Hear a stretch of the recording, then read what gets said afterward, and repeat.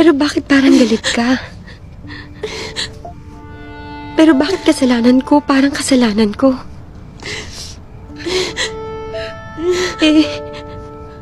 Sa totoo lang naman ako nga yung inggit na inggit sa inyong lahat.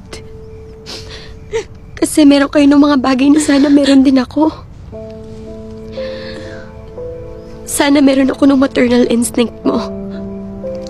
I wish I had your charm and innocence. Sana naging adventurous din ako kagaya ni Alex. Sana nagkaroon din ako ng sense of humor mo kasi bentang-benta yun sa akin eh. Bentang-benta rin kay Mama. Kaya nga siguro lahat ng atensyon niya nasa'yo. Are you saying that I'm unfair? No, Ma. I'm saying you have your favorites. Hindi totoo yan. Ma, naalala mo?